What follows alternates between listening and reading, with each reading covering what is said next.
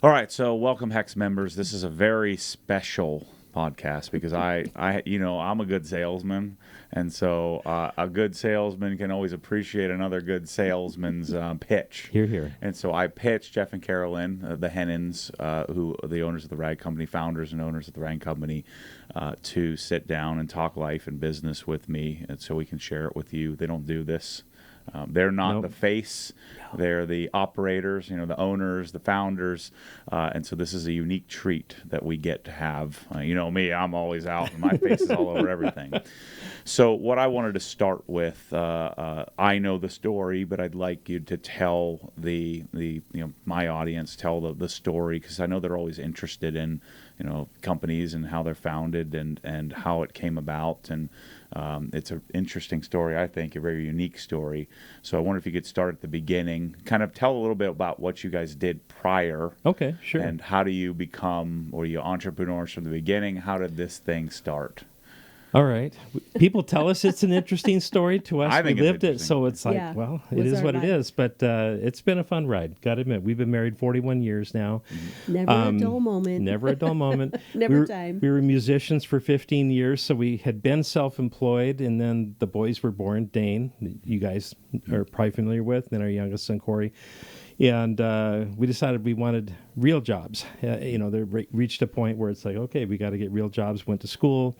And then we ultimately each got our MBAs. And so that kind of triggered a couple different things. One was at some point we knew we wanted to get our own business, but we had our own corporate lives as well. I was an IT project manager for 20 some odd years.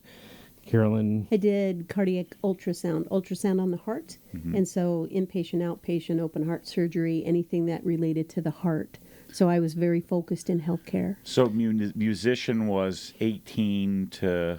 You're 80, or you're like... 80s and 90s. You're right. Well, no, you're saying age 18. But Yeah. you were like 18, out of high school. Yep. So you didn't go to college right out of high school. No. You went on the road? Yep. Yeah. I Okay. actually met him at my sister's nightclub. So Okay. so I Here didn't in grow Boise. up being a musician. It kind of happened by accident. So Yeah. And you're a singer and you're a... Keyboards. Okay. And vocals. Okay. Yeah. And But- so you're traveling around and touring and you're making a living as Yep. a young 20-something. Yeah. Right. And so then when did going to college happen? Did it happen later? Well, so just one thing about being a self-employed musician, we weren't famous, Right. but we were successfully employed. And Okay. so you learn to understand your customer, the customer base, what your customers want, and how you can take care of that. So we learned a lot of different business things throughout that career, just observation-wise. Okay. And then we kind of realized the other side of the business, in order for us to increase, our income, that other side of the bar, people had to drink more. And so we enjoyed our customers, we enjoyed the traveling, but then when we wanted to have kids, it's like, okay, we need to have a home base. Mm-hmm. We need to not work at night. We need to be available in the day, and so that's when we went back to school. But we had the work ethic. We both started, like, I did paper route age 10. You did a number of odd Things, jobs yeah. and stuff when you were young. So we always had that passion. So you weren't just like what was it, laissez-faire artists, right? Just, No. well, let me just go No. paycheck to pay. Let me just get a No. gig if I can, just to Oh, eat no. this week. Physically, No, that no, was no. probably the hardest job I've ever had in my life. Yeah. Me too, because I Yeah. did the lighting. That's how I started out in the Yeah. band. They were going to hire a lighting person. They got a huge light show, and they were going to hire an electrician, like out of Seattle or something. We were playing up in Canada at one of the resorts, and I was visiting. I'd never not worked, and I'm like, I get electrical book. I'll follow the electrician around. I figured it out. I'm like, I think I can do this. The only one thing I hadn't thought of was I'm scared of heights. So I had to get on the 30-foot ladder. Didn't let anyone know. Jeff knew I was scared of heights. Yeah. But had to learn how to do. So he and I worked with all that equipment and electricity. And that was it's like you just figure out, you know what? I'll figure this out and I'll do it right. So where did you go to? Did you go to the same college then? No. All right. I went to school up in Seattle area, Pacific Lutheran, as well as community college before that. But I got my MBA here in Boise, and then Carolyn. And I started in a community college in Seattle as well, and then I did my internships at University of Washington Medical Center, and so we started up in that area. But again, I got my MBA down here in Boise. So you were at college at the same time? Yeah. So you're married.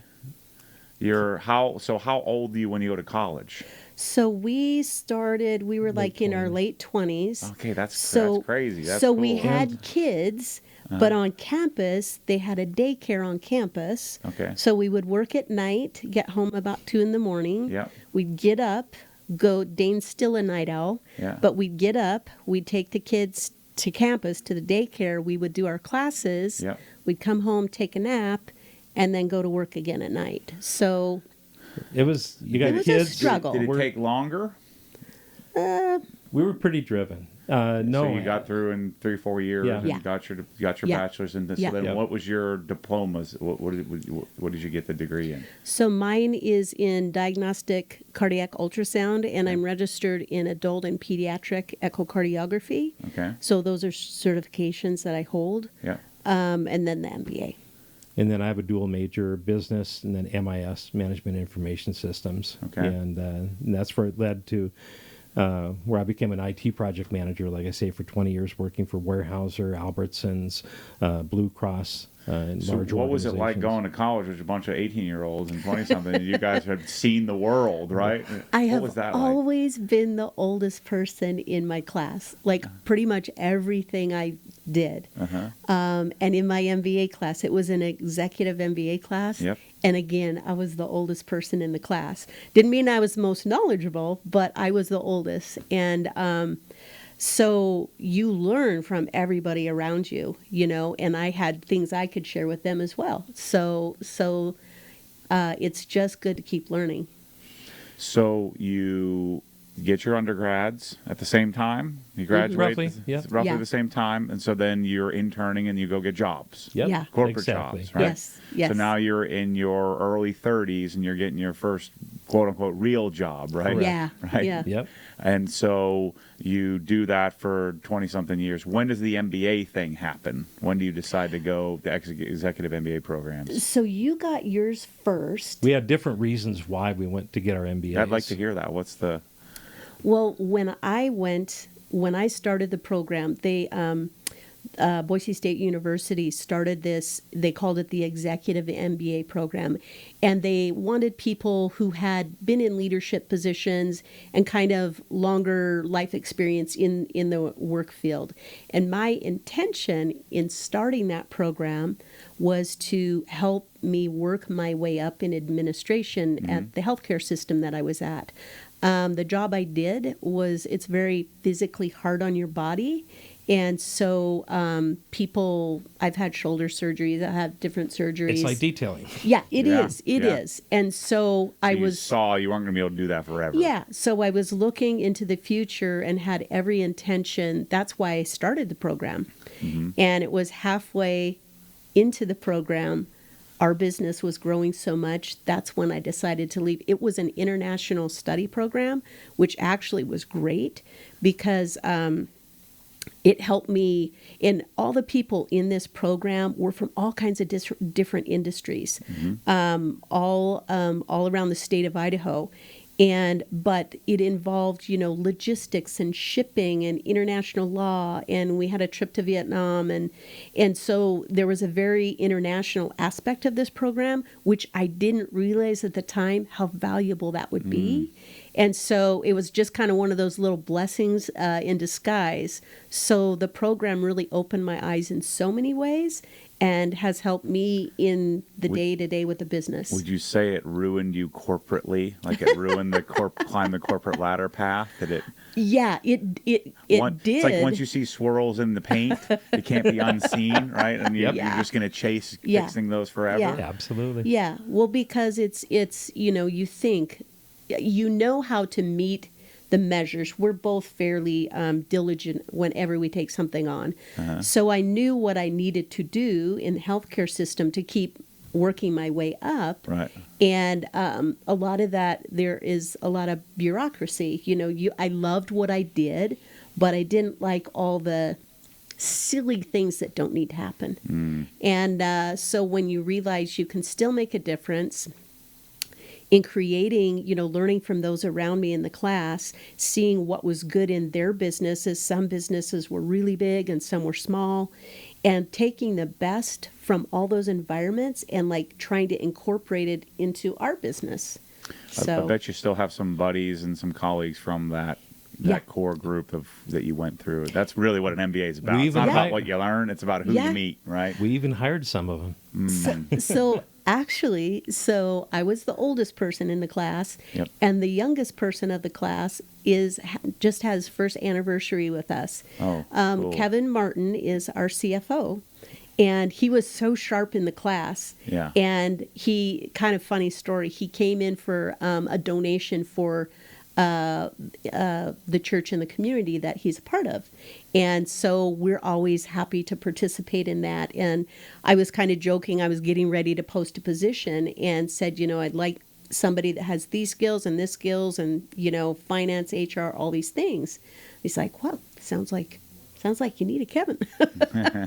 And it's been wonderful because he was so helpful in the program to the whole team. Like, he would help with the financial aspect, teaching all the other cohorts. Yeah. And he has been a great addition to our team. Absolutely. We're so thankful to have him on board. So if you're considering an MBA program, you'll likely come out with some other outcome that may be above and beyond what you've envisioned. Absolutely. Jeff, what was your experience like?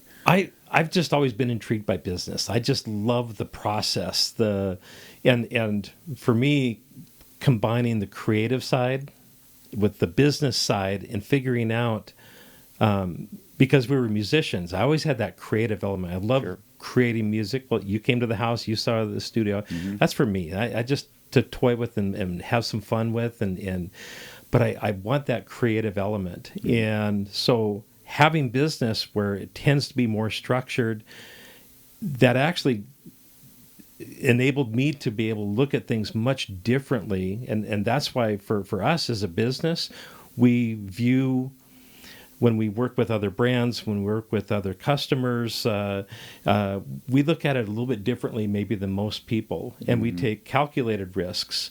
We're willing to take risks that just really make sense and can have elements of creativity with what makes sense for the bottom dollar. And so because of that, I would say our ability to take some of those risks is to our benefit. It kind of helps separate us from those that either are too creative and they don't know how to run a business, or they maybe are too strict in business and they don't recognize the opportunities and how to create opportunities.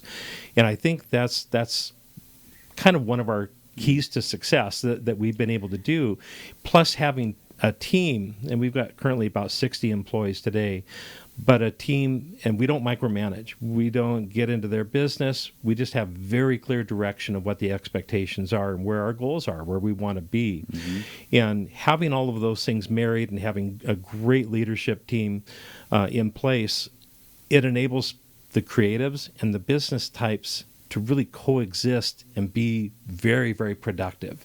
I feel like we've got a level of productivity that is what we need to be successful for the long term.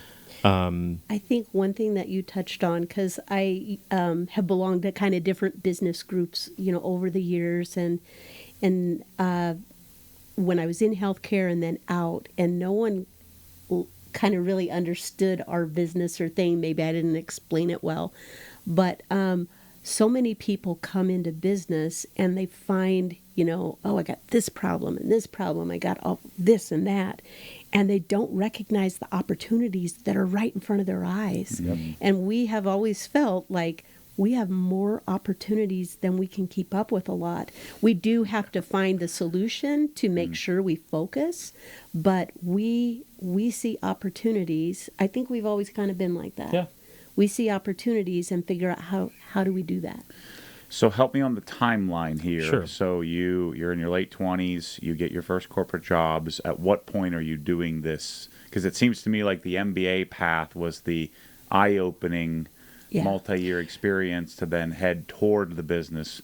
So when does MBA happen in your corporate life? Later in the corporate life, and it was a matter of it helped us with that transition, because first we had to get the corporate jobs, like, okay, we got real jobs with benefits and all this stuff. Yeah. And then it's kind of, you always want more. You know, you're trying to figure out, how do I get more, and not just ask for it. You got to own your career. Yep. And too many people expect others to do things for them. You got to do it for yourself. You know, you've got to figure out what are your goals. And you talked about this the other day with the when you had Dane and Levi and Anthony in the podcast. You have to really own where you're going, own your career, and have a very clear path. And for us, it was a matter of, okay, we have our corporate jobs. We recognize a lot of the bureaucracy, the things that we disliked. I don't want to say hated, because we actually had really good jobs. You would have been able to figure it out. You would have been able to navigate around it. But Right. now you're at a crossroads. Do I politically work my way through the bureaucracy and do what needs to be done, although I don't necessarily enjoy that? Or do I create my own thing, right? And so we were always kind of looking. You always have, it's like, okay, we can just continue, just like the music, we can continue to go this path, or we can change our trajectory, and how do we want to get there? And so we started mapping out, our 5-year plan. Where do we want to be? You're sitting down, like, doing this together, like a couple of nerds, where you're like... I'll tell you this, though, because sometimes you have to do hard stuff. Uh-huh. And like when we were musicians, working at night, school in the day, and young kids, and you get exhausted and overwhelmed. Yeah. And sometimes one of us would like, but we would sit down and we would say, and we'd kind of map out on a piece of paper. It's like, okay, if we can stop today and we'll be in the same spot in 5 years or 2 years. But if we keep working hard, we're going to have a new door open for us. And so we would always kind of try to bring the other one up if somebody was having kind of a rough day. Yeah. And that's kind of how we've always done. It's like, okay, we can keep doing the same thing, but if we want something different, we have to do what it is to get there. And it may be hard, but it's a short-term thing. Gosh, that's so well said. It's just... So you kind of have to dig deep sometimes, and it's not always fun. But if you want something different, you have to work to get there. The other piece is being able to communicate, because this is the it takes a village approach. Yeah, we let our families know, here's where we really want to be going. And when you have young kids, there's a support team that because if you don't say stuff, you're not going to get that maybe additional help. And maybe you say, okay, hey, help us out here, and we'll be able to help you out later. Kind of do some negotiating, help us get through this time. We want something different. Let's work together. So you didn't shelter the boys, you included them? Yep. Oh, yeah. Absolutely. Yeah. How much did you tell them when you run out of money, or did you tell them when you? They they knew. They've known all along the way. They both had jobs when they were young. Yeah. To earn things that they wanted to. Yeah. One wanted a special dog. Yeah. Dane loves cars. Yeah. So they learned at a young age how to go out and do that, because they saw us, setting the example. And so they've known, sometimes, when you do a business, there are risks you take. Yeah. And we need to let them know, just in case something ever happens. Right. In case they're living on the street for a couple of days. And we've been flat ass broke. We have had where we didn't have a nickel to our name. Yeah. And we still figured out, you buy that $900 car that'll get you to college. Mm-hmm. And it might break down along the way, and you deal with that. Mm. But you figure out a way. And so it wasn't like either one of us were born into wealth or anything like that. No. Yeah. But we knew we had the work ethic and the passion to try to get ahead. Even if that risk that went in the opposite direction. Yeah. you could dig back out of the hole. A lot of times Yeah. it would lead to another opportunity. It's like, Yeah. okay, Right. It's a learning lesson. it's a Chalk it learning. up, yeah. Probably And one of. I guess too, because we have been flat ass broke, because we know what that's like when we were musicians. So we always, as musicians, we always had a room and food and a lot of times a ski pass. So in life, that kind of The important things. We played a lot of ski resorts, but Yeah. we didn't have a lot of money. We didn't have, do we have enough for gas? Do we, so we were living on fumes for quite a few years. years, Yeah. And so, once you've had that experience, like, okay, I know we can do things differently. Yeah. And so not that it's not in the back of your mind, but it's like you're willing to take more risks and work harder, get closer to the edge because the gains could be greater. Did you ever have it in this? We're going to get into the rag company story. Yep. This is coming up here, but so did you ever have it where you're in the corporate gig, you're starting to get enlightened? Did you ever go negative? Did you ever go, well, I know I'm not going to do this forever. I'm just going to check out? Or did you always chase, hey, I may not be in this career path forever? Did you still chase excellence in that? Or did you ever shut her down and say, look, I'm just going to take it easy? Mine was not a field that you could check out. So mine was a life and death thing. Got it. So I ran the teams, but I also was in open heart surgery. I also was called in the middle of the night and had to be smart, in the middle of the night when critical decisions. So, and I did love that aspect, but there was no checking out of that. So I had to be very engaged right up to the end. So, but it was a big relief the first time I didn't have to get up in the middle of the night for a call. I'm not on that kind of call anymore. And typically with towels, no one's sick or dying over towels.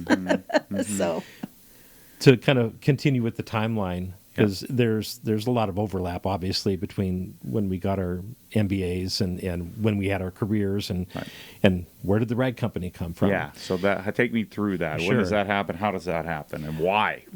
Why rags, right? Microfiber towels, what the heck? Going back to the point I was saying about, we knew we wanted something. We didn't know what. We just wanted to, at some point, take everything we'd learned for all those years in project management or in team management. We were both in manager positions, but we came with different skill sets because they were different. I had people that were making way more than me, but I'm guiding the team because I was really good at organizing and managing a project team. We had a lot of really highly skilled people. Well, for Carolyn, they were her employees for her department, and so she developed her HR skills much more than I did. And so that's where she kind of gravitated towards that because she had that level of expertise. But when we had going back to the timeline, we just knew we wanted something different. And so went to school, then we just kind of opened the door. We had our retirement savings, and any financial advisor will say, don't tap your retirement for, I would have told you do not do that. 99.9% of them will tell you don't ever do that. We didn't pull everything. We pulled probably less than 10%, maybe 10% of our retirement savings. But we had the opportunity. It was a friend of a friend kind of a deal, where she brought the opportunity to us and just said, this is not something I can do much with. I don't have any time. It's selling towels out of your garage. And so I'm not interested. And so we said, well, tell us more. What is this? And it's a business called The Rag Company. And she's selling microfiber towels out of her garage. And the gal that and her husband that we bought it from, they were 70. She started it when she was in her late 50s. Yeah, 1999. And we bought it in 12. So, she would have been late 50s. And this gal, to her credit, Bev and Dale were the couple we bought it from. Bev created her own website. Yeah. Think of the timing. This is 1999. You had to write HTML code. There wasn't like these easy providers. You just click and drag. Nope, right? nope. Yeah. It was a ton of work. Yeah. She built her own website, took the pictures, started managing inventory, made the factory connections. She did all this legwork. And it was just amazing what she was able to do, but it never really necessarily grew. She was kind of ahead of her time in many regards. I think so. And her husband, Dale, was kind of the accounting, the money guy. Did the books, the financials. Yeah. And so in 2012, sadly, Bev was in hospice.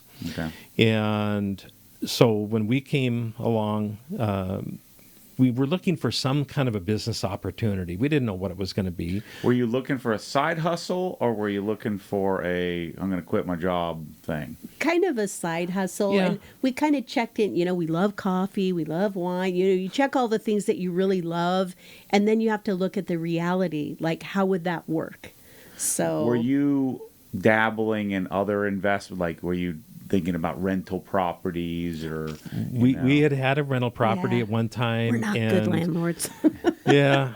Getting the call at 2 in the morning easy. because somebody stuck a chicken down their disposal and decided, well, it'll grind up the bones and all. That's okay. No. we my argument to people is just buy a bunch of real estate. You have to love it.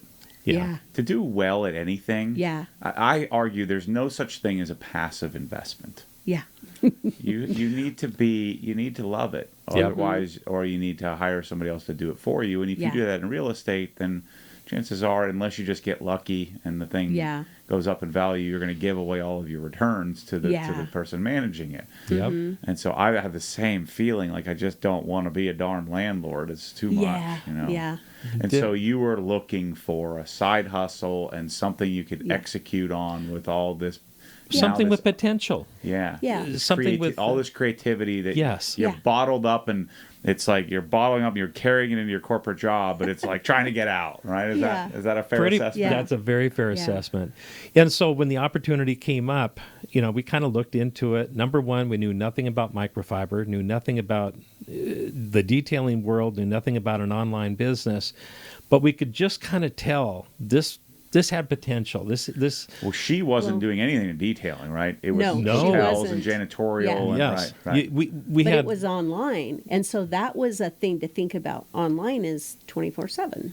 And So- rather than the phone call at 2 in the morning, having to go fix a toilet or a disposal, this is your business earning you money at 2 in the morning when you're sleeping. And That so started to it's trigger like, in our okay, heads. we like this. This we can make this happen if you do it right. You got to do the legwork. You got to structure it right.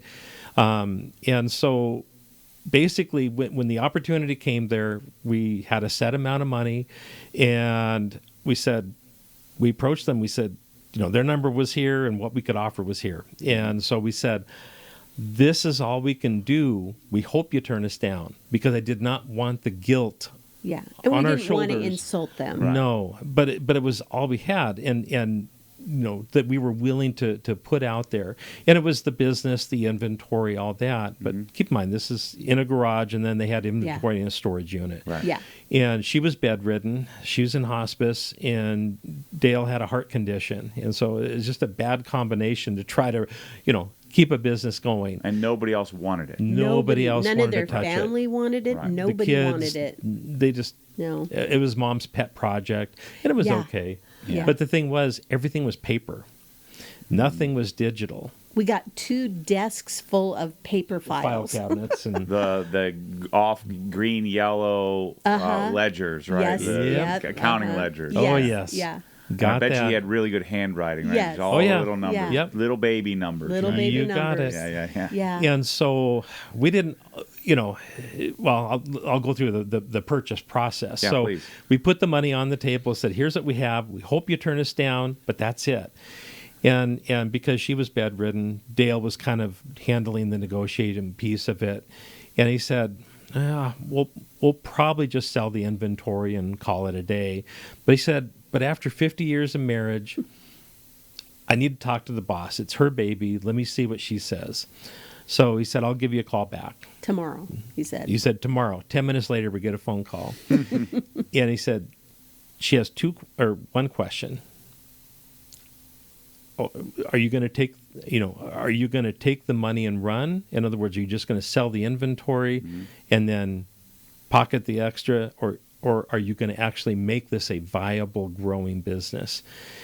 And at that time, we never even thought, it just never even crossed our mind to take the money and run. That's just not us. Right. And so, and Dane had 2 jobs at the time, Home Depot and his work at St. Luke's, the hospital, doing procurement.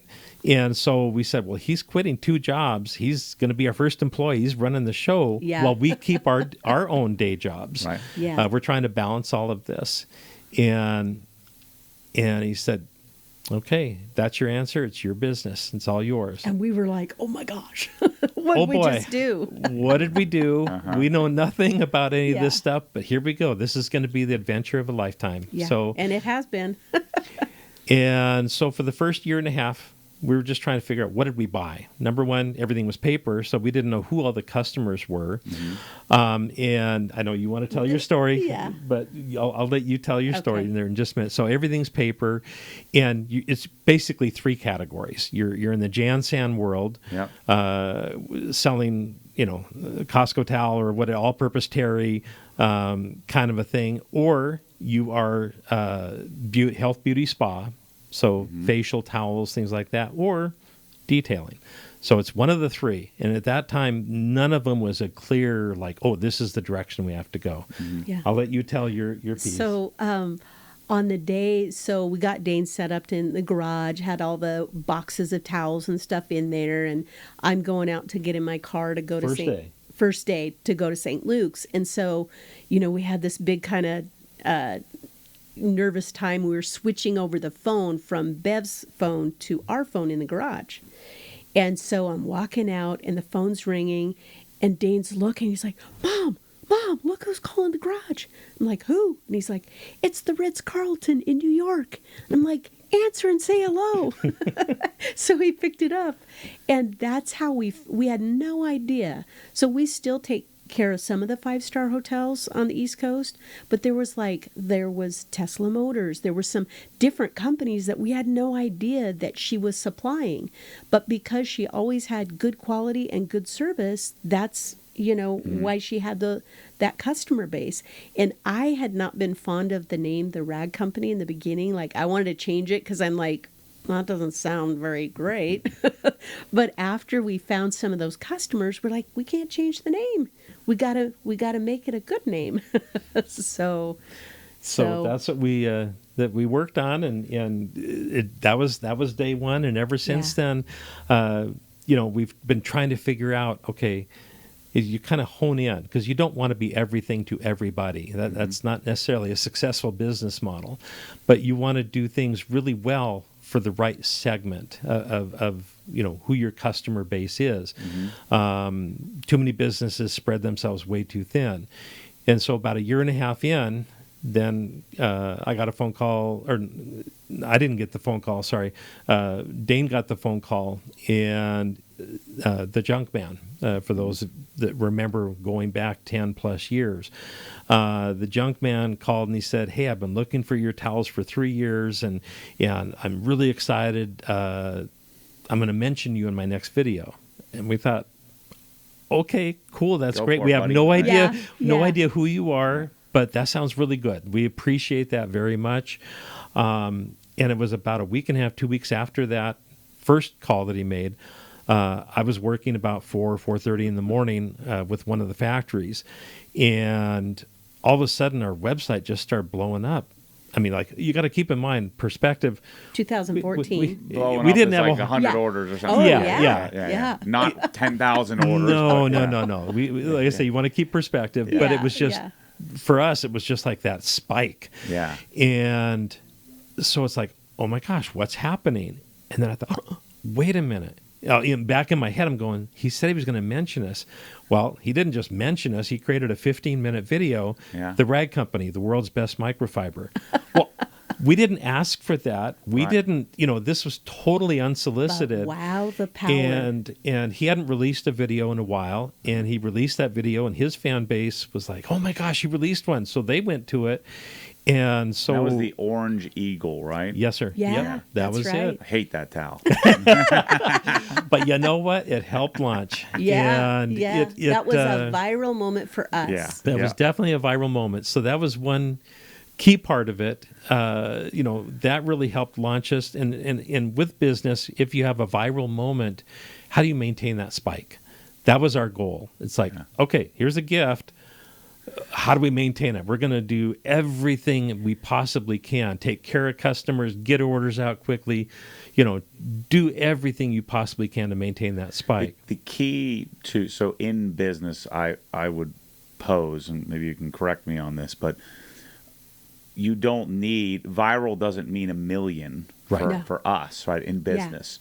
Viral can mean 100 people that are bought in. Oh, Yep. yeah. And Yep. those 100 people can turn it into a few thousand Oh, people. yeah. And if you had 1,000 customers, Yeah. so for those that are watching this and you're thinking, well, viral, they must have got 10 million views. And that's No. it's Junkman would get 6,000 or 8,000 views, Yeah. right? And you'd get 400 or 500 orders, which is all you needed to Yeah. light the fire. Exactly. And so viral, and I've always, like, people, oftentimes, and you get this too, like, you only have X amount of subscribers, you're terrible. He said, Yeah.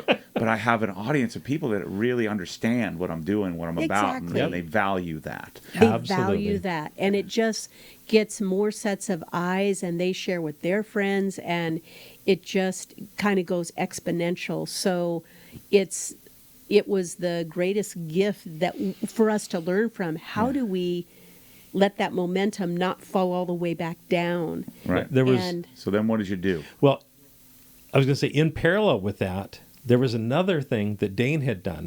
Dane gets full credit that's on right. this one. That's right. Probably 5 months into our existence, he started just watching Reddit.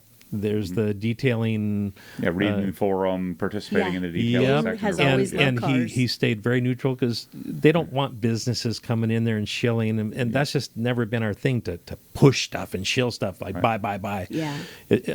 For us, it's always been educate first. If you educate, you build trust. If you build trust, you're going to build a customer, and that's just always been our mantra: education first, and that's why we have the studios that we do and the team that we do. But he just started getting onto Reddit and just maybe answering a few questions here or there related to microfiber, and kind of not injecting himself, but just politely answering some of the questions. And all of a sudden, he kind of became this, oh, you're the go-to guy for microfiber questions, and it just kind of grew from there in a very not anonymous, but just kind of a very neutral. Just a helpful manner to. Hey, we're here. We have this stuff. Yep. You want to know about polyamide or polyester and what's the Yep. difference and Yeah.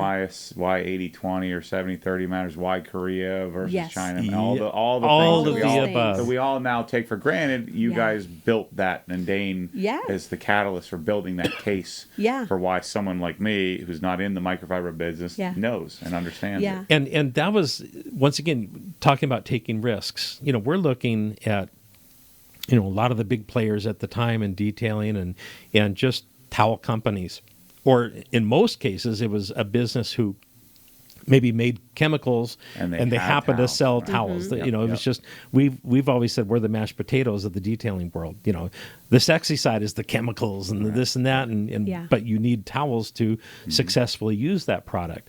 So at any rate, he kind of built that following, and so you've got that going in parallel with the Junkman's moment, and all of a sudden it's like, okay, we got momentum.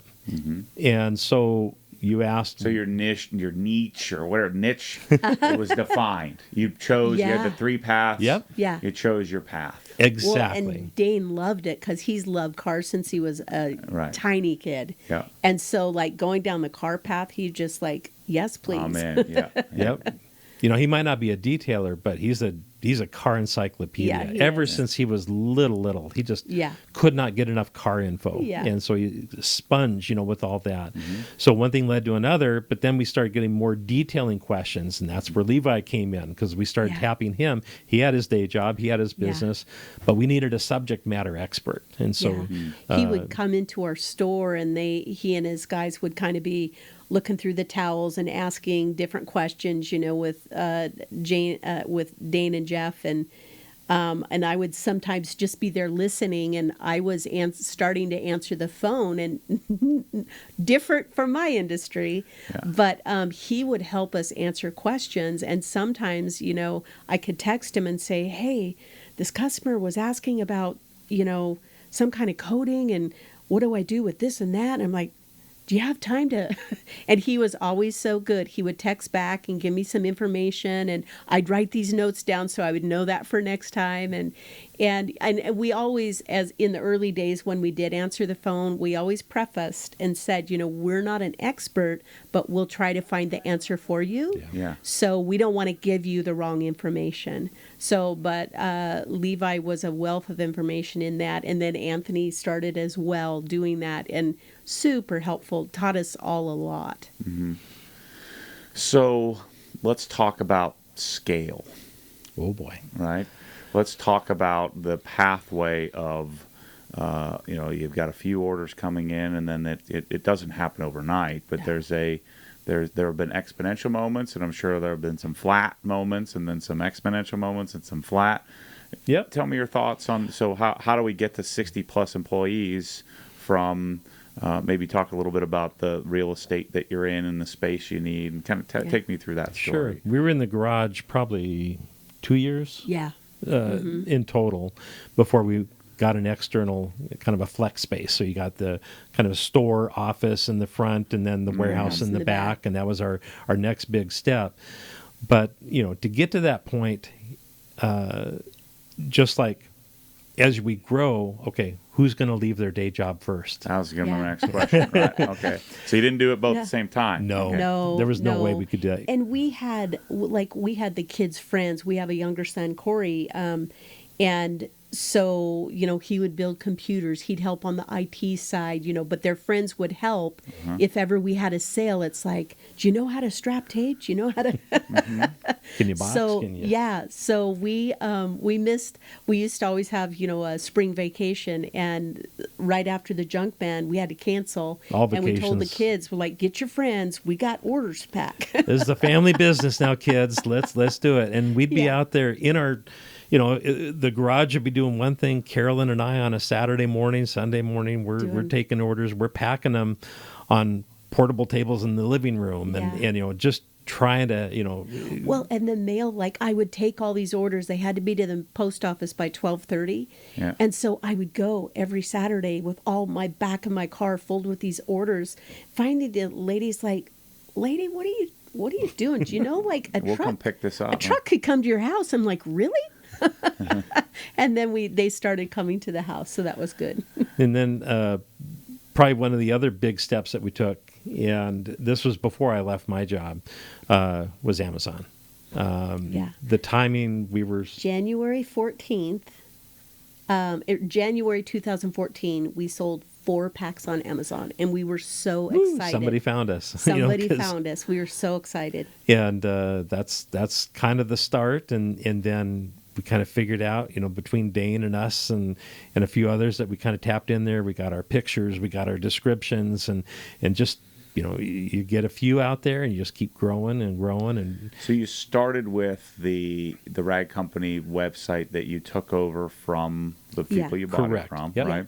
Dane kind of built it up and refreshed everything. So Dane was in the background, kind of, and leveraging his buddies to help him, kind of figure out how to make it a a little better. Dane is responsible for the names, right? Yes, coming up of with the names, towels. rather than some number, some Chinese hieroglyph or something that you guys were using, right? Some 12-digit number. We wanted creativity. We wanted, and that was the other thing.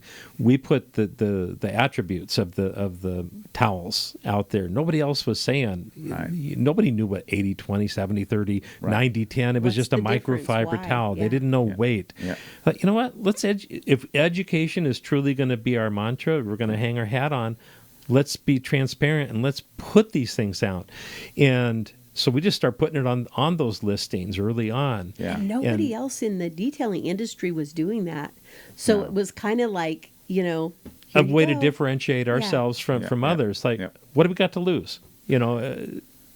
So you start with Dane, actually, you start with Dane, and then you start hiring just kind of warehouse, just warehouse workers, people you knew, friends and family. Exactly. To kind of come in. Yep. And then you get the first flex space, and then you end up with a bunch of those spaces, right? We had the flex space, and then there was a storage place just a quarter mile up the road, and so we'd rent a 500 square foot unit, and then 1,000 square inventory foot. in. And then we got 10,000 square foot back and units. forth in your car. Exactly. Yeah. Throw them in the back of the Suburban. We're out of Eagles. Let's go get some blue Eagles. We need to go get them because we sold a bunch of them. We got a wholesale order. Okay, well we got to, that was the way. Super inefficient, but that's what we had. Hey, yeah. But so you then start. Tell the story of how we met. Do you remember that story? I do remember that story. I remember standing in line at Mobile Tech, and I'll be honest, I didn't know you, but Levi came up behind me and said, "You know who's in front of you?" He said, "That's Matt Mormon." Well, okay. But he just in a Levi way, because he loves making those connections, and he knew who you were. He knew your videos and all this stuff, and like I say, I am not a detailer. I'm the business. You probably told guy. me that right then and there. I'm sure. Yeah. And so he just introduced himself, and then we started talking, and kind of went from there. Yeah, that was in January of 2017. I think Levi had just started. Right, full time, right? Yeah. So he was a few months in. That was his first major trip. Oh, yeah, yes. correct. And so you guys at that time, I guess you were 3 years, or I guess 5 years in from buying the company, right? Yeah. But sounds like maybe 2 or 3 years into learning that detailing is our path. Exactly. Yep. Right. And so, what I'm really interested in is the relationship with the manufacturer. So how did you make that transition from the previous owners to you? And then tell me how that developed over the years Great in order question. to be, because isn't that one of the most, that's the crown jewel of the value of this whole thing. Yes. Yeah. They only make microfiber in a couple of spots, right? I mean, there are many, many factories in reality, but some are mom and pops, and some of them are just behemoths. And so finding the right one that supports your vision and your quality and that are your requirements. We never wanted to have a situation where the factory presented to us, okay, this is what we make. What color would you like it in? No, we always wanted to. Let's flip that around. Yeah. Okay, we're the customer. Let us design it, and you tell us if you can make it. And we're going to design it upon customer needs, not okay, we tell the customers this is what you're going to get. And so this is, I got to give Bev credit for this one early on. She built relationships with the factories that other people simply had not had. One other key thing, and I got to give credit for this one as well. In full transparency, because I didn't, like I said, we didn't know microfiber, didn't know detailing. So you try to find subject matter experts you can learn from. I always try to be that sponge. And she had a connection with another distributor that out of Southern California. And John was the father of the Costco towel. He was the guy. And he was kind of my mentor for the first several years. Yeah. And willing to share information and teach you. So shared that was a good. ton of information. Probably regrets it now, maybe, but we had a really solid relationship, and I got to give credit to him because he was a fantastic person and a fantastic mentor to really open us up to how to work in the industry. And he actually saved me on one deal, because we had a deal with a large big box store for 3 million towels. And normally you go, because we were just like, oh my God, that's more than we sell in a year. And you're just like, but he walked me through, here's what they're going to want. Here's, and carefully walked through the contract, do's and don'ts. And it's like, I turned it down. It did not make sense. You can get penalized. You can end up having to pay if you don't meet certain timeline standards, everything. So it was a big risk. It's just building that network of friends, and both inside the business, out of the business. That's been so important to us. and eliminate the BS where you have to make up stuff for this or that. No. If you don't know it, say you don't know it. Don't try to wiggle your way out of it. So the relationship with a factory in China is different than a relationship with, say, a factory in the U.S. or, say, Europe, right? It's a different culture, different way of doing business. Yep. Patents, IP, stuff like that is handled differently. Yes. Right? And so it comes down to they are, believe it or not, much more relationship-based, right, than Exactly. contract-based. We don't factory hop. With the factories that we are with today, we've been with for many, many years, and we're their number one customer. And they don't want to lose our business. And I know in the case of, I don't want to keep going after the yellow towel we all know, but they have multiple factories. Their approach is we have multiple factories, and then you can, for pricing, quality, you can kind of play that out one against the other, and that's just never been an approach for us. I want it to be very relationship based, where we know that person that we're working with, and we have a very close relationship with them to make sure that we get consistent quality, that we don't get price hops and drops and this and that. Usually, if it's a price hop, we don't get that. We're locked in, and so it's a win-win for both of us. Was that easy? No. Jeff has actually done a phenomenal job at communication. Very clear. So in through my MBA program, we learned about how relationships were so important, in that culture. And I think that's helped us a lot. And we've never actually been physically to the factories, but Jeff communicates so well and so timely with them that he's very clear. He's very appreciative when he can do that. He's firm, diplomatically firm when he needs to if there was a quality issue. But he communicates so detailed and so well that I think that has been the testimony of the strength of those relationships. So, it's not always perfect. Did you know how to do that from the beginning, or did you have to kind of, through experience, figure out how to... You get thrown in the ocean, and you start paddling pretty quick, and you figure things out. And we knew that it was important to have that relationship, and being able to diplomatically yet firmly, like Carolyn says, kind of push them if something is not quite right. And you want to be respectful, but very direct, and just say, not in a mean way, but just, here's what was wrong, here's why that's wrong, here's what we need to do to make it better going forward. And by the way, we're pulling those out because we're not going to sell them, so those go into the other bin. From now on, we expect this, and I would say 99.9% of the time it's fixed, and you don't have that problem again. I've only had to reject a full container one time, and we no longer work with that particular factory. But we've got really solid factories, and we order and we pay on time, and so I think they feel that they can trust us as well. So getting the terms right, getting your cash flows right, that's so critical to the success. And the factories, work with you. Because it's important that you get those products here quickly so you can start selling and get that cash flow, get those turns. They want to work with you, so that it's always a win-win for both. Sometimes I have to give, sometimes they have to give, because sometimes they're maybe a little tight. It's okay, we'll work this one out.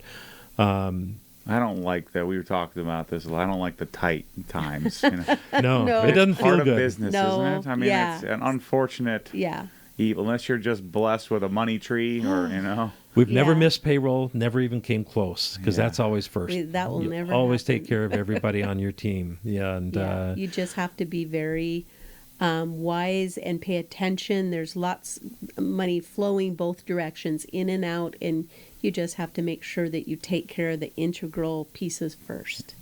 So the numbers get bigger, but the respect doesn't change. So let me ask you about this. What do you think of, first of all, how did it start and how has it evolved, leadership? That's How do you think about leadership, and how did you think about it then, and how do you think about it now? because it's interesting because when you're small and growing, you wear so many hats. You're doing anything that needs to get done. And we actually have a great leadership team that we've been building over the last many years. And we actually, something that's helped us a lot is there is a methodology called EOS, Entrepreneurial Operating System. And it's nothing fancy and new. It's kind of basic business principles, but it's about having good, solid leadership in the whole company and in different departments, so that everybody in the company understands what's happening and what the goals are, and that you can meet and solve issues. You find out what are the issues, who can solve it, and how do we take care of it and move on. And so that's actually helped us develop the leadership. And the hard part for Jeff and I is letting go to allow our leaders to do what they do really well. Because in the old days, everybody's digging a ditch together. Yeah.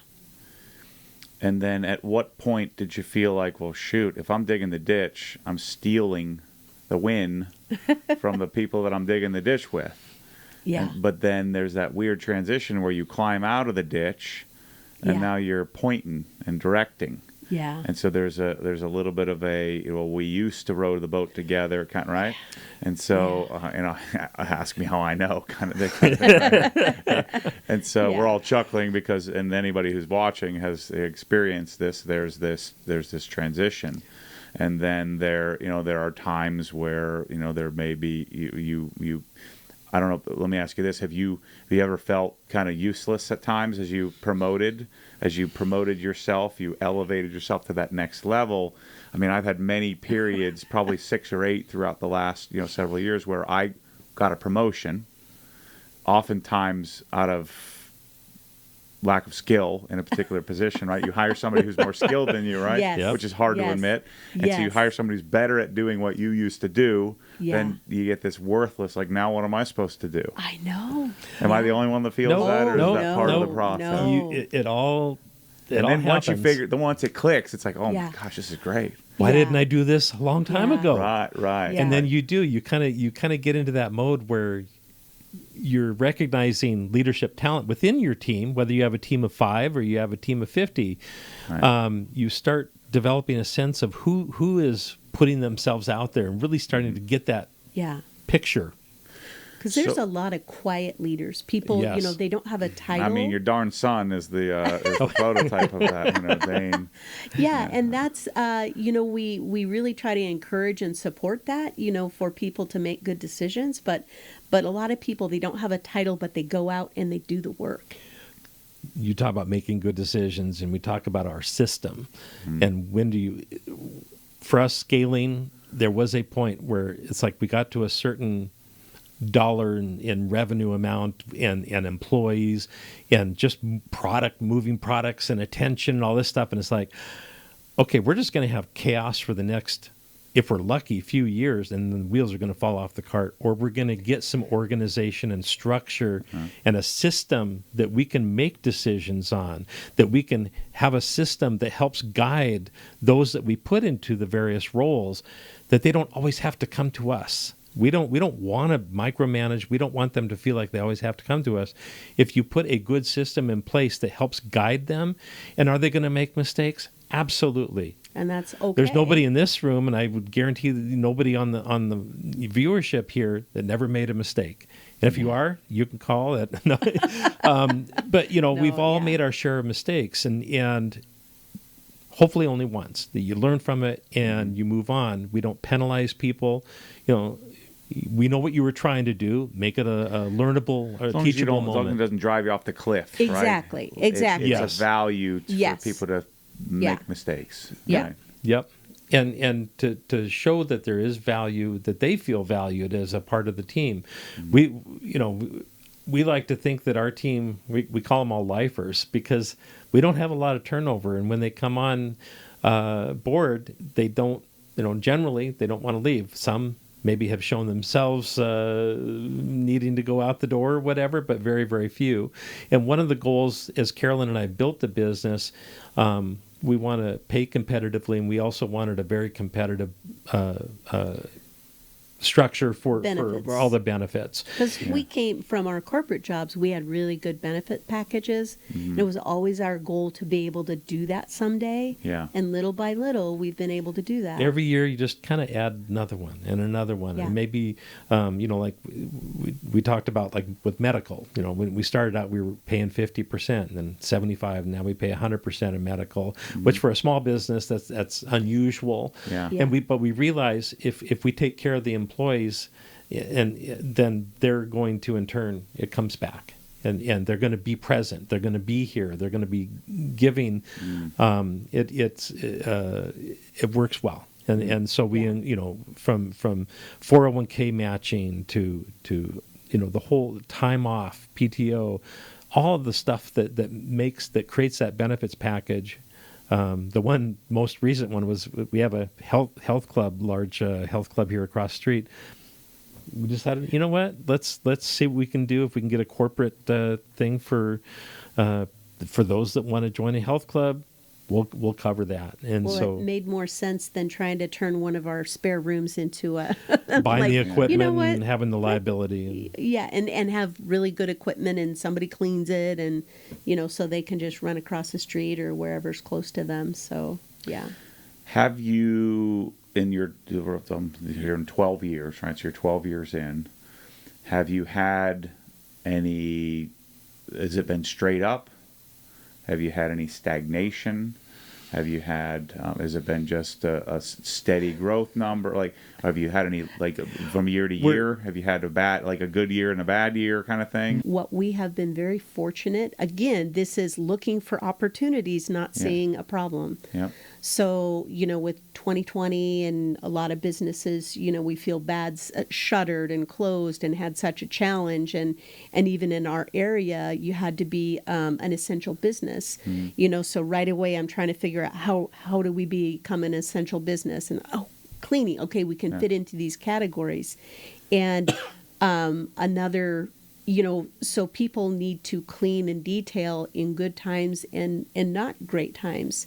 But what we did during that time, I still had my connections with my friends in the healthcare industry.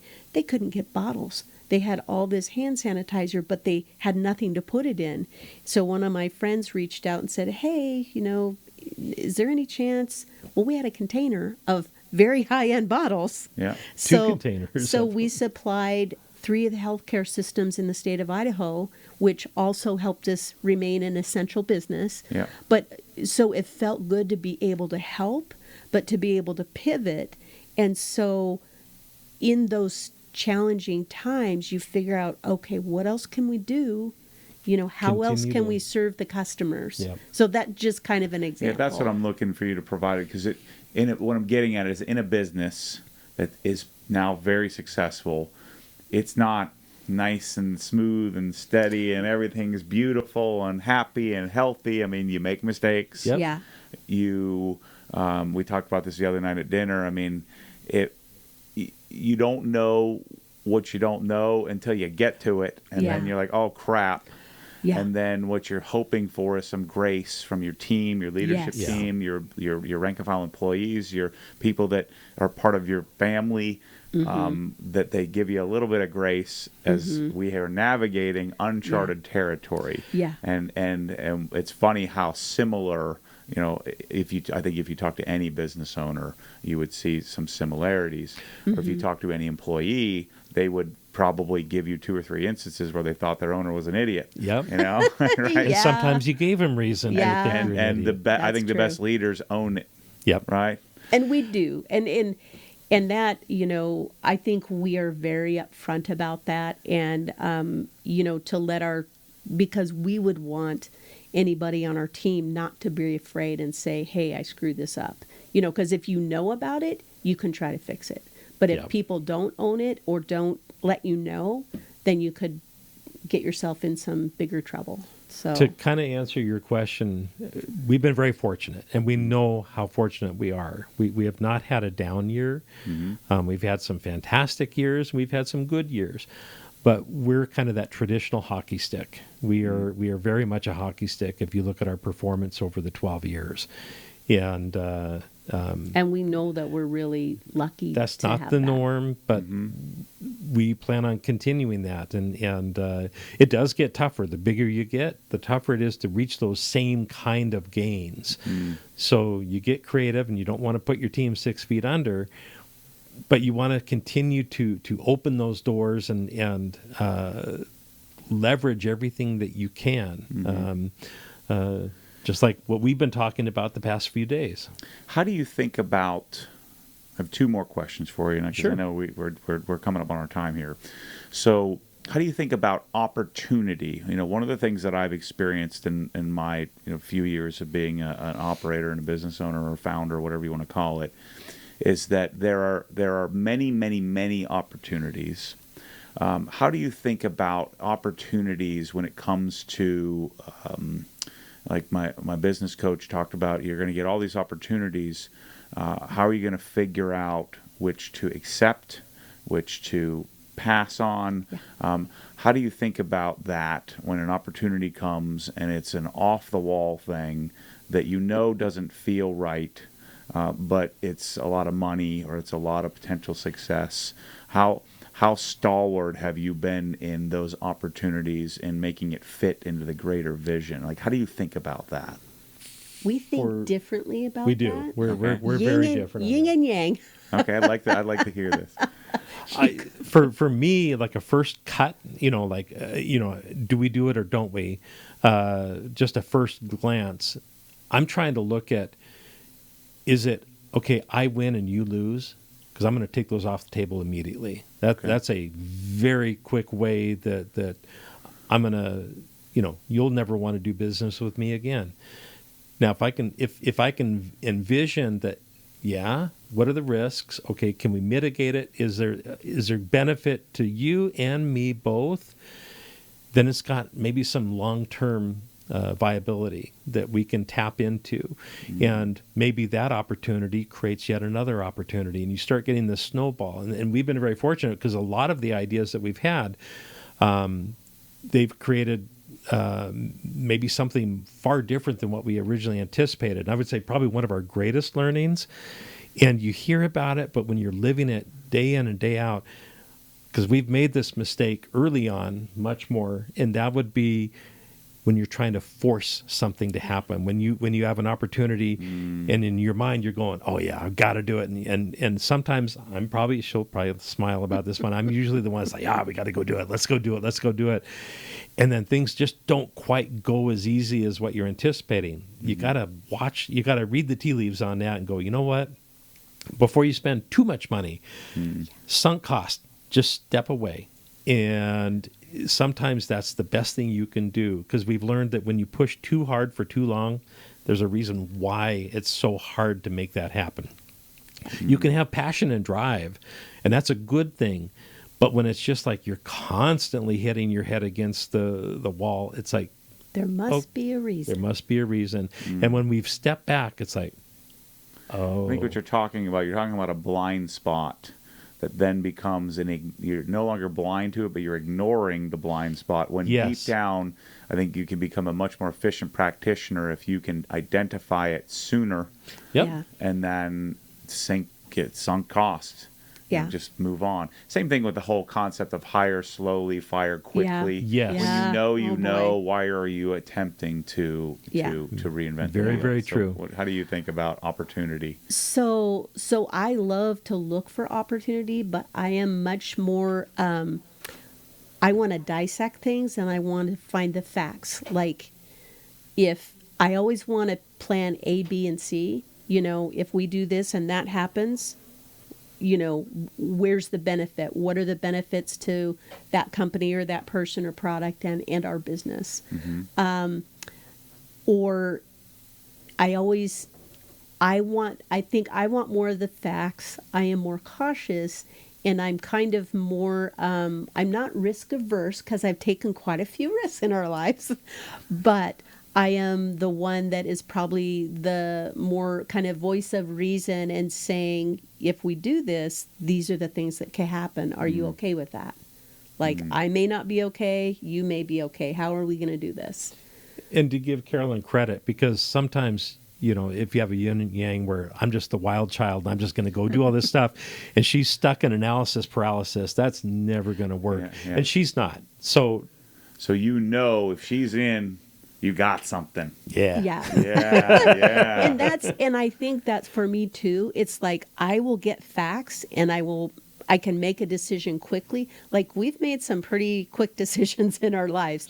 A few but minutes. we've known the facts and it's like, okay, go.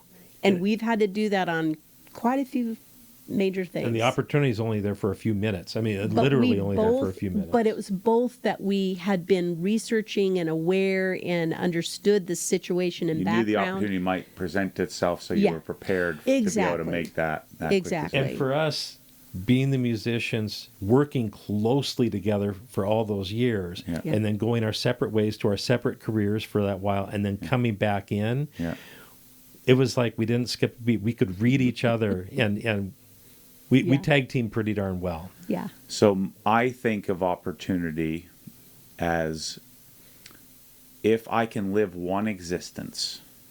So if I can do one me, not some other me, not some imaginary me that I can create that will be on the side.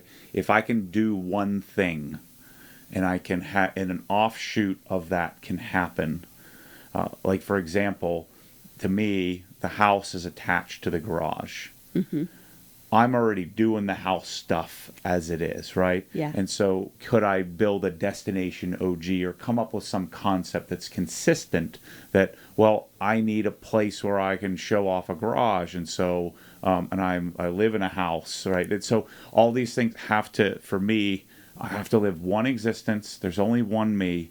I don't want to be, moonlighting in commercial real estate in some other industry. I don't want to be moonlighting in some other, like something that doesn't fit, that doesn't connect. Yeah. But if I can get maybe 1 or 2 degrees of separation where if I can make one video and it can satisfy, the best example I could give, I can make one video and it can satisfy multiple countries and from a marketing perspective. Yeah. If I can then that means, well, I can open a Canadian distribution facility because that's one existence. There's only one me.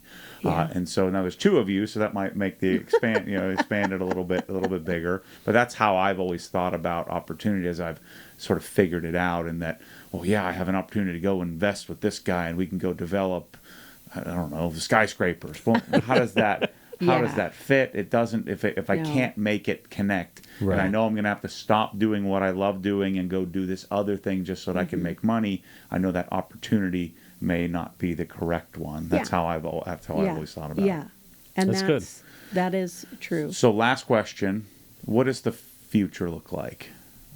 Don't give us all the trade secrets here, but give me some insight into where you see, the company going. What are some of the things that you are interested in at the moment, or where do you think this thing goes? Because you're 20 years older than me, right? Yep. And so naturally people are like, well, they're gonna sell it and they're gonna go off and boat somewhere.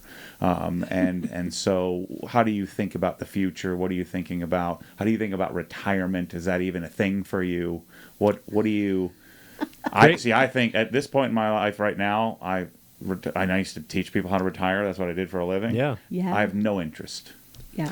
I may not do the same thing, but I'm going to do something, and it's going to be engaging. It's going to be interesting. I'm going to do that for the rest of my life. So how are you guys thinking about the future? Great question, and a very timely question. Because you're right. We are kind of at this point where we've built this fantastic leadership team that we trust wholeheartedly to do the right thing at the right time and not break the bank and all that. And so I don't see us, number one, we're not selling. Number two, I want to stay engaged. As long as this, upstairs above my neck is still ticking, and I am having too much fun out of this. I love the aspect of the creative side. If it was just selling things, I'll let the team do it and I'll find something else.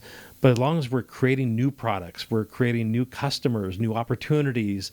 I mean, all you of and that, I have been having, the three of us are having a blast, just Oh. coming up with all Yeah. kinds of Yeah. cockamamie schemes, Yeah. right? Yes. But you don't know. We're if like, we don't know the number's going to work, and then we Yeah. dream up the idea, and we go, well, Yeah. we maybe could do this or That's that. got Yeah. possibility. I don't know Yeah. about you, but I find that to be a whole lot of fun. And that's those are the kind of things that you can always continue to have fun with. Yeah. And I think for me,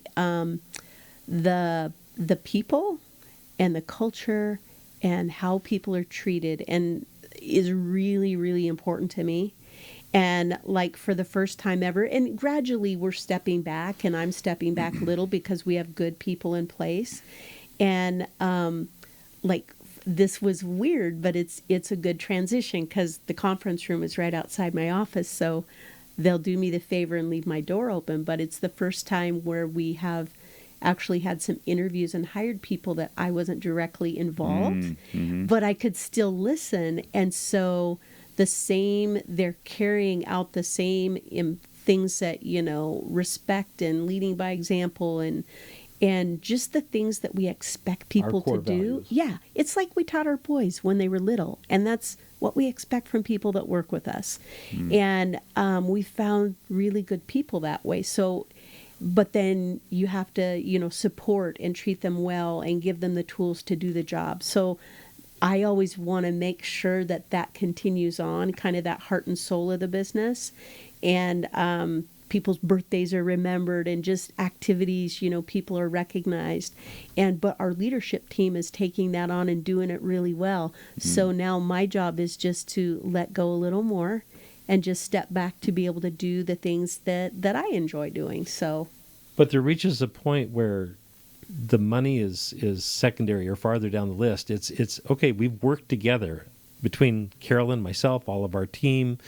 We've created something really special that we want to be around for a very long time, and not just a flash in the pan and then off you go. This is something that a lot of people are creating their own careers in, and that they can feel comfortable that long after we're gone, that they can have a very solid job right here.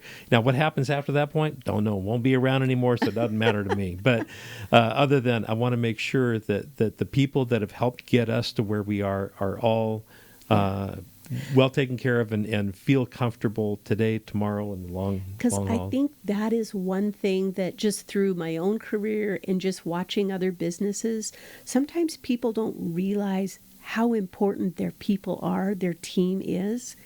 And they are the ones that help make you successful. They are the ones that help the whole business. And if you don't recognize and cultivate that, wow, you've lost a great opportunity. And we've seen that, and we never want to do that. And if you take care of them, they take care of the customers.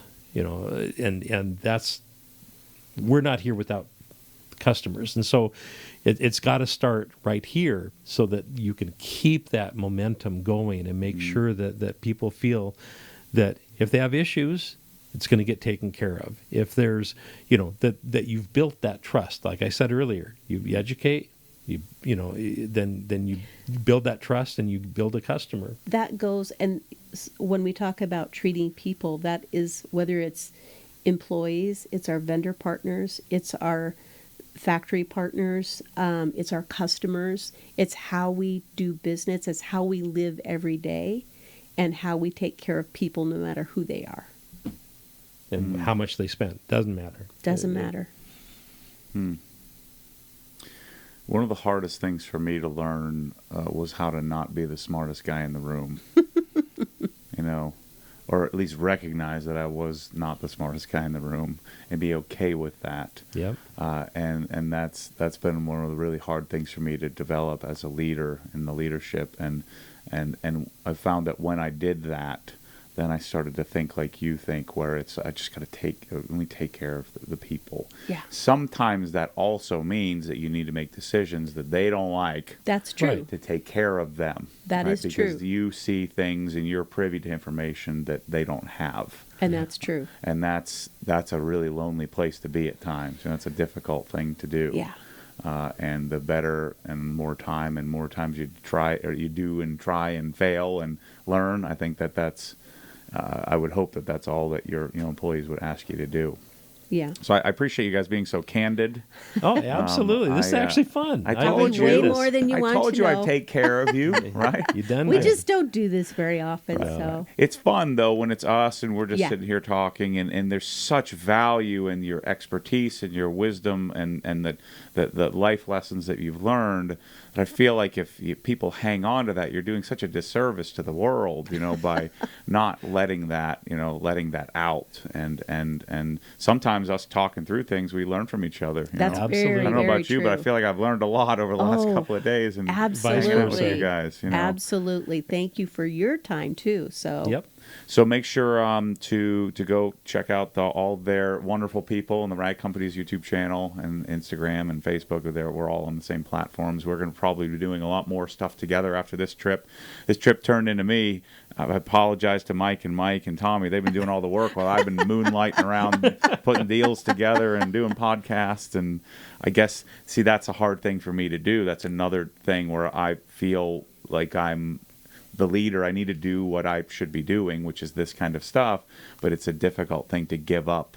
I want to be holding the countertop while Mike's screwing it in, and so that's been a tricky thing for me. So Yeah. thank you guys for the hospitality. Absolutely. And, Thank you. And I think the key in life is that if you can figure out a way where there's an equal exchange in value in any relationship, Yeah. that it can be fruitful and useful and That is powerful. true. Absolutely. And can open up your life to various opportunities. And if you should be so lucky in this world if you could find and they're not hiding, find founders, or if you are working for somebody, to not feel like you're stuck. There are people out there that you can work for that really do care and will take good care of you. Yeah. So thanks everybody for watching, and we'll see you on the next one. Thank you. Thank you.